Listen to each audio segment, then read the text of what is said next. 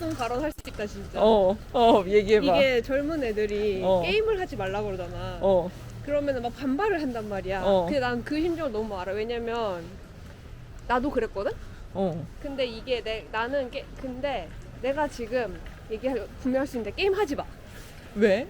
이게 내가 이렇게 대놓고 얘기할 수 있는 건 내가 게임을 그냥 적당히 즐겨본 사람이 아니기 때문에 이렇게 얘기를 할 수 있어. 나는 헤비 유저였어? 완전 개헤비 유저였지. 나는 초등학생 때부터 잠자는 그 부모님의 눈을 피해서 게임을 새벽까지 하다가 잠들고. 아 진짜? 그리고 나는 이거 안에 들어가서 먹을래? 밖에서 먹을래? 나는 그리고 이제 옛날에 나는 정말 리니지 1이 오픈 베타 할 때부터 리니지를 했던 사람이야. 그 전에는 슈퍼마리오 그 페미콤을 했었고. 페미콤을 했었어? 페미콤부터 시작해서 땡큐. 그래. 아무튼 중요한 거는 나는 게임에 미쳐서 밤을 새가면서 시험이도 보고. 난 고3 때도 게임에 미쳐 살았던 것 같아. 근데 서울대를 갔어? 그래서 근데 진짜 게임을 하루에 앉은 자리 진짜 소박 앉은 자리에서 단 한 번도 일어나지 않고 막 10시간씩 하고 12시간씩 하고 막 이랬거든. 그렇게 게임을 해봤으니까 중소시대를 잘 알았다. 세계사를 하지 않아도 중소시대를 다 알았다.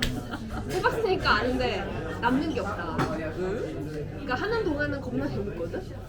패키지 게임 그 시대를 거쳐서 모바일 MMORPG의 태동부터 뭐 스타크래프트 막 엄청 그때 유행했지? 스타크래프트도 했어? 잠깐 해서 근데 그게 잘하지 못했어.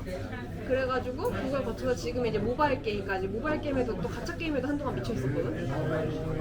그 그러니까 모든 종류의 게임을 다 해봤는데 결과적으로 남는 게 없고, 그나마 MMORPG까지는 뭔가 이렇게 아이템을 사가지고 되팔한다든지 그런 시장이 활성화되어 있었기 때문에 그나마 돈이라도 건질 수가 있었어.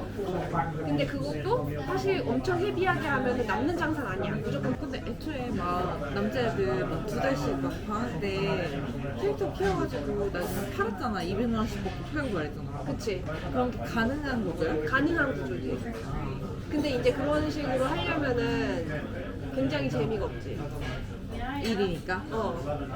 그거는 또 이제 노가다를 소위 해야지. 그걸 이제 메이플 같은 데는 쌀먹기라고 하거든. 쌀 같이 벽시를 줍듯이 노가다로 조금씩 주워가지고 그걸 파는 건데, 근데 물론 그걸로 생계를 꾸려가는 애들차 있어.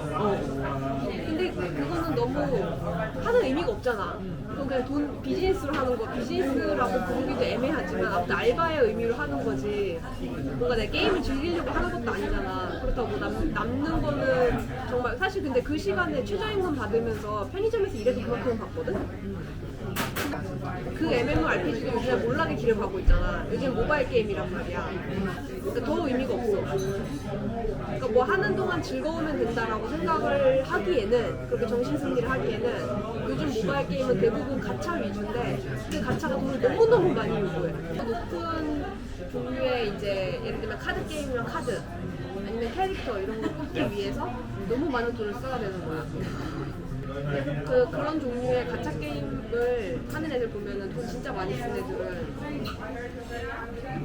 돈 진짜 많이 쓰는 중국 애들 보면 진짜 600만 원 꺼는 거는 이유도 아니고 진짜 막 1000만 원 억 단위로 썼다는 애들도 있어.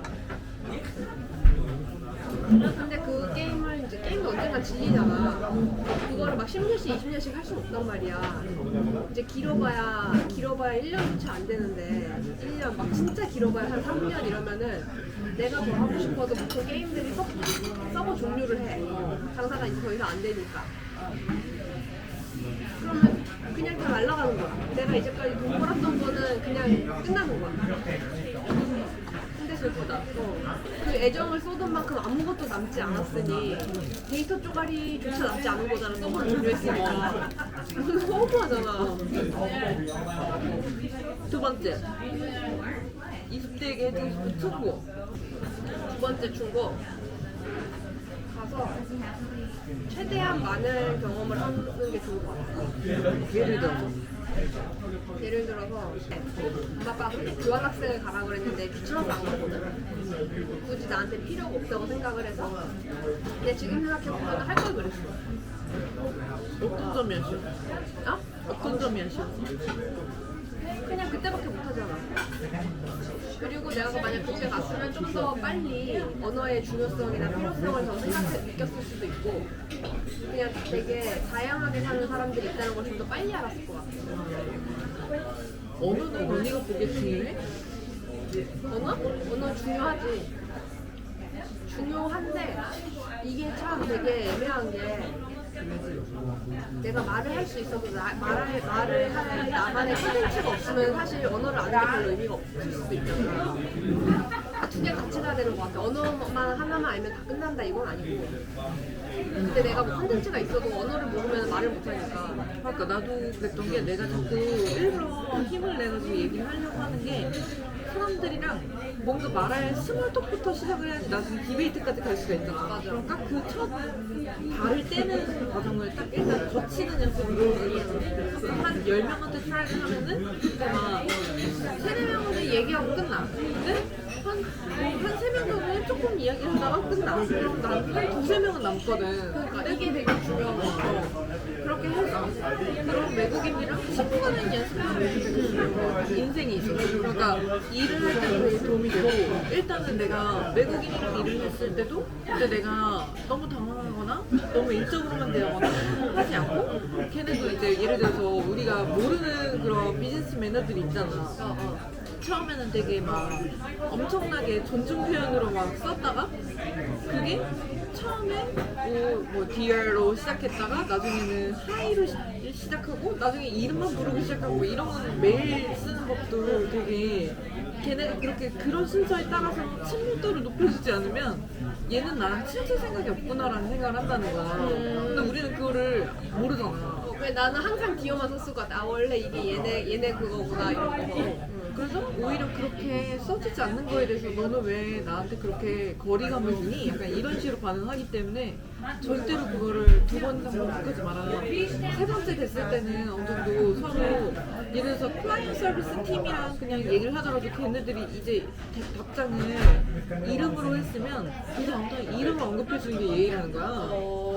그러니까 나도 그런 것들을 몰랐기 때문에 좀 그런 경험은 좀 외국 애들이랑 얘기하면서 그래서 뭐든지 일단 많이 경험해서 그리고 내가 항상 이거는 진짜 많이 얘기했는데 이게 보면은 나도 이제 한 10년 넘게 다니면서 신입이나 인턴을 보잖아 이제 여러 명. 근데 아니면 내 동기 애들이라도 근데 정말 그 신입인데 신입 같지 않은 좋은 의미로 신입 같지 않은 신입이거든. 근데 그런 애들, 내가 겪은 애들의 공통점은 정말 알바 같은 사회 경험을 되게 다양하게 많이 해봤다는 거야. 자기 입으로 나는 정말 안 해본 알바가 없다고 하는 애들 치고 이렇게 사회성 떨어지고 평가 안 좋은 애들을 못 봤어. 그러니까 그 알바를 해보라는 게 그냥 진짜 알바를 해라 막 이것보다는 걔네들 알바를 함으로써 학생 일반적인 알바를 하지 않은 학생들이 겪지 못한 다양한 경험을 미리 하고 있는 거죠. 맞아.